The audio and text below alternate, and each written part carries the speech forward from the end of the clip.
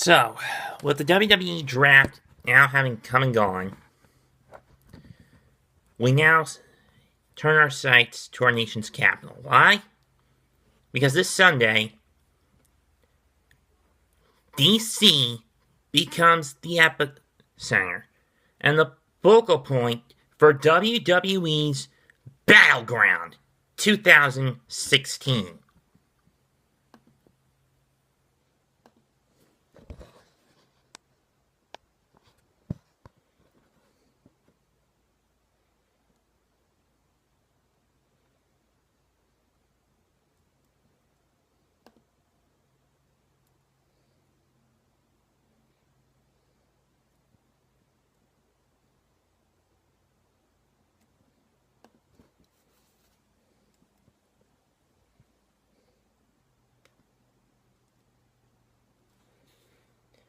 Opening matchup, in my opinion, New Day versus the Wyatt family in a six-man tag match. As this is not for the tag titles, I don't really see much sense in the New Day winning. If they're going to continue this storyline as we're coming up on a year since the New Day have held the WWE tag belts, have the New Day drop this matchup to the Wyatts and then at SummerSlam finally get the belts off the New Day, and because in my opinion, their reign is starting to get a little annoying. I mean, it's nice to see that Xavier Woods is finally showing how stagnant the quote-unquote power of positivity has gotten, as Bray Wyatt has instilled the fear needed to not get the heads of the New Day out of their asses, if you ask me. Yes, they're over again with the crowd, but no, I don't like how they went back over. Or over the year, and throughout the year. But in any case, my pick to win, Wyatt family. Follow the buzzards. Once and for all. Sami Zayn versus Kevin Owens. Anyone who's watched their work, who has seen any of their work in Pro Wrestling Guerrilla, or anyone who has seen these two go at, this is going to be a great match. Anyone who's seen their work in promotions like International Wrestling Syndicate up in Canada, Pro Wrestling Guerrilla out in California, or in Ring of Honor, these two are going to bring out the best of each other, or die, or kill each other trying. They've been through all kinds of matches against one another. Street fights, last man standings, fight without honors, ladder wars. There's guerrilla warfares.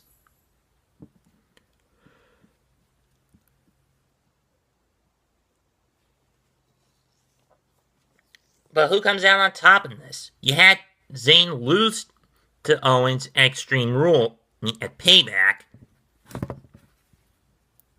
Or was it Fastlane? I don't remember when they first went at it on a WWE pay-per-view. But in any case, I say it's time for a little ole and give the win to Sami Zayn. And for the love of all that is decent, WWE, please let Zayn and Owens pull off their respective finishers from the indie circuits. Let Sami use the turnbuckle brainbuster, and let Owens use the package piledriver. Please, I am begging you. Sasha Banks and a partner to be determined versus Charlotte and Dana Brooke. This is obviously a little more than filler to padding for when Sasha finally gets that belt off of Charlotte at SummerSlam next month. Charlotte has been the complete converse of what she said she would be when she got the Divas title off of Nikki Bella last September in Houston. She's well more than eclipsed that reign. By SummerSlam, she'll have more than eclipsed that reign as Diva/Women's Champion. But keep in mind, most of her victories have come through trickery, cheating, interference by her father, or interference by her new lackey. Not to mention Ric Flair paying off Charles Robinson to pull a Windy City screwjob back at Payback with Bret Hart in Natalya Neidhart's corner.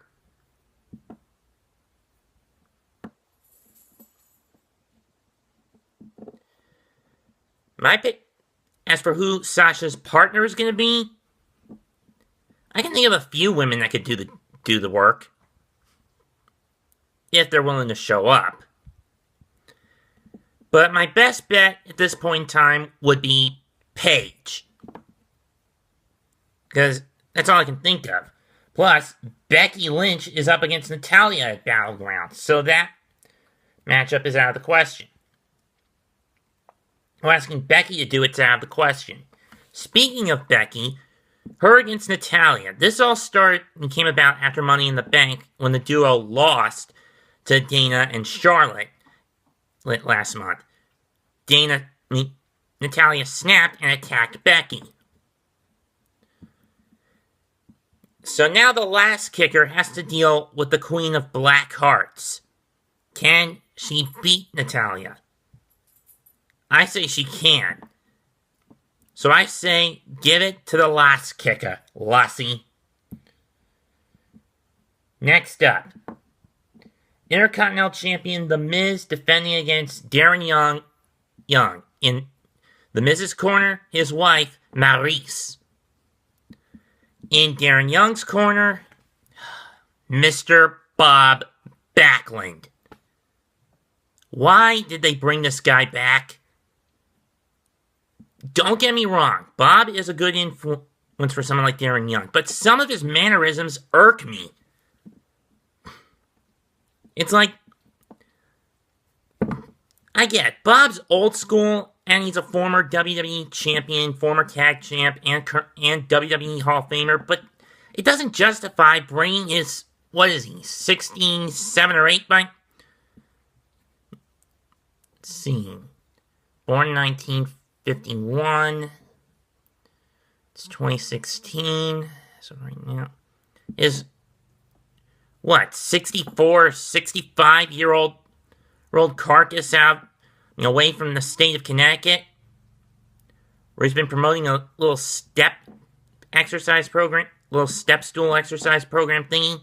Last I checked.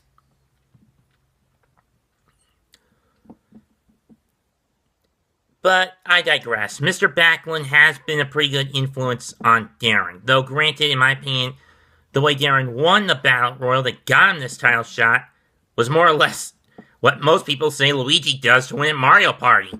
Nothing!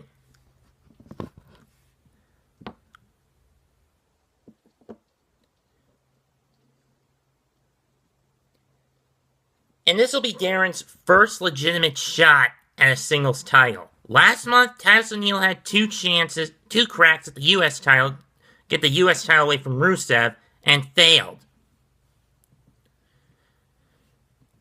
On Father's Day and the 4th of July of all holidays. Which kind of pisses me off that WWE doesn't do the right thing, the patriotic thing, and have the All-American go over the foreigner who's desecrating the U.S. title. But I'll get to that in a minute. My pick to win this one, I'm going to say The Miz. Only because of the fact Mr. Backlund is not crazy enough to strike a woman. It goes against most of his ethics. Against his personal code of ethics.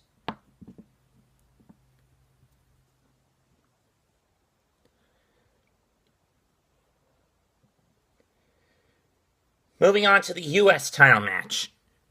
Current two-time U.S. champion Rusev defends against the Long Island Ice Z, Zack Ryder.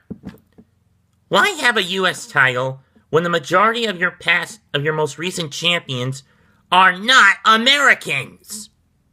I'm not kidding here, folks.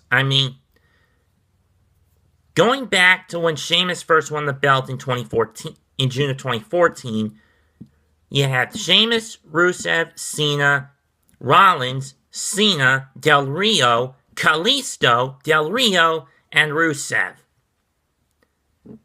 Only less than half of those guys were Americans, and 2 of them were the same guy.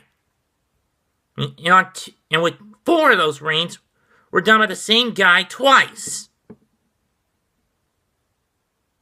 Or 6, or 6 of them by the same guy twice, 3 separate times.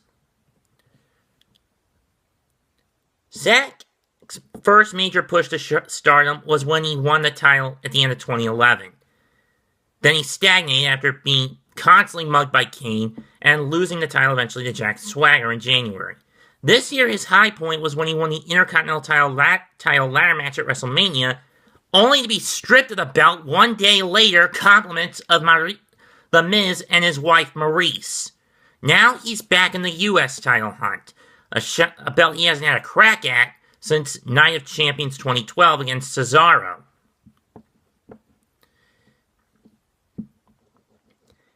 It's clear that the Long Island Broski has put more focus on being more serious, more aggressive. Can the Broski,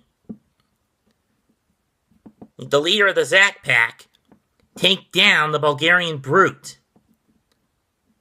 They've more or less one-upped each other by distracting each other in singles matchups, but I don't know if Rusev can keep himself focused. I mean, remember, Zack's going into this match outgunned 2-1, in the sense that Rusev also has his fiancée, his bride-to-be, Lana, in his corner.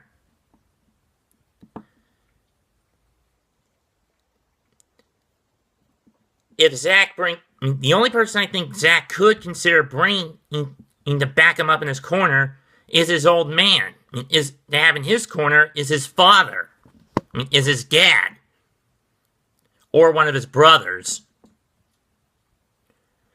But it will be a miracle. But Zack pulled it off in Charm City in 2011 at TLC. Can he do it again, this time in DC?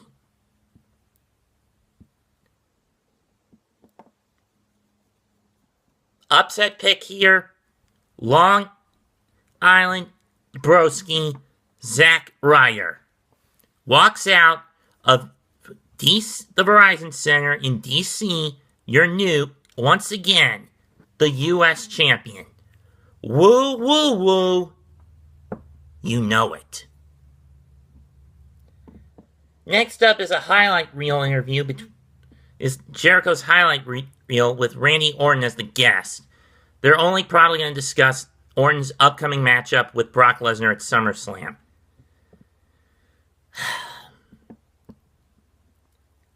I don't know if what happened with the asthma inhaler thing in the UFC circuit is going to put Brock in the dog pound, or in this case, the snake pit.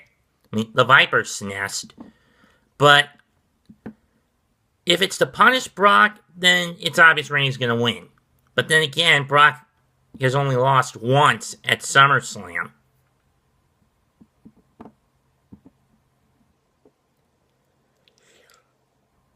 Twice at SummerSlam. Though some may say The Undertaker defeating him last year at SummerSlam is more of one that has an asterisk on it. Okay, now to the double main event in my mind. 6-man tag. John Cena with Big Cass and Enzo Amore battle The Club. AJ Styles, Luke Doc Gallows, and Machine Gun Carl Anderson. This is setting up to close out the feud at SummerSlam. Cena got the win. Got bested by Styles at Money in the Bank, though not cleanly. I say in this one, Cena gets a little revenge and then beats Styles cleanly at SummerSlam. Granted, this would piss most of the smarks off, because while John Cena may not be in the main event, in the true main event anymore, he's still the cornerstone of the company. So I say Enzo, Cass, and Cena defeat the club. Finally, main event, triple threat match for the WWE title. The Lunatic Fringe Dean Ambrose defends against Seth Rollins and Roman Reigns. The three former members of The Shield collide one-on-one for the first time ever. There's no fourth man involved in it anyway. This past Monday night on Raw, Rollins thought he won the title, but it was a double pin. The rematch was set up the next night. Ambrose kept hold of the title. And Rollins had fought back from nearly a year of surgery to repair his leg. Reigns had won the title on 3 occasions during that stretch of time. Rollins won the title back at Money in the Bank, only to have it stolen from him by Ambrose. Now, a lot of the experts believe that if Rollins is the future face of the WWE, they're not going to let Dean hold on to it. Vegas bet odds are they're not going to let Dean Ambrose keep the title past SummerSlam. At any point past SummerSlam. So yeah, Battleground will be his second and final successful title defense in my book. My pick to win the main event, Dean Ambrose, walks in and out of DC, still the WWE champion. Where we'll go from here, I don't know. But that's it from me. I'm out. Catch the show on the network. I won't be able to, but I'm just giving you my hindsight. Don't expect a review for this. I'm out. Peace.